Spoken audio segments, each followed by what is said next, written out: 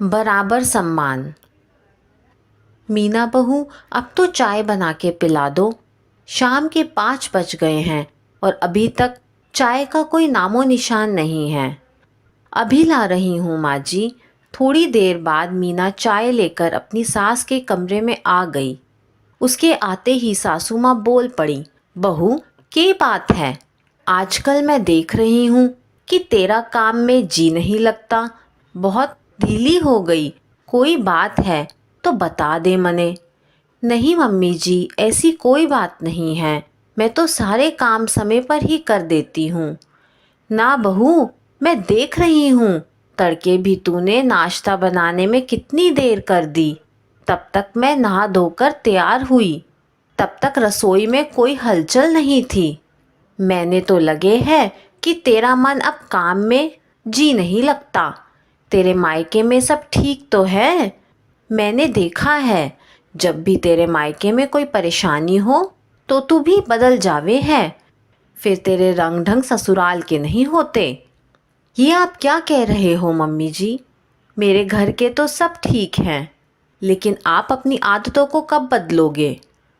क्या मतलब है तेरा मीना बहू? क्या कर दिया मैंने?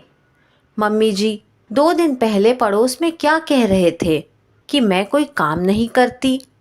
आपको सारे काम करने पड़ते हैं। बच्चों को आपके पास छोड़कर ये तो टेलीविज़न में कसौटी नाटक देखती रहती है। नहीं तो मैंने तो किसी को भी नहीं कहा ये सब। रुको, मैं अभी आई, कहकर मीना पड़ोस के घर में गई और बूढ़ी दादी को बुला कर लाई।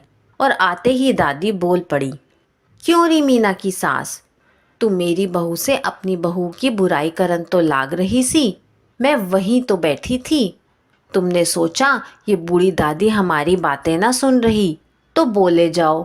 लेकिन एक बात सुन, तुम जैसी औरतें जो दूसरे के घर जाकर अपनी बहुओं की बुराई करो हो, तो जब तुम्हारी बहू को पता चल जाए कि हमारी सास हमारी बुराई कर रही तो तुम्हारी इज्जत क्यों करेंगी?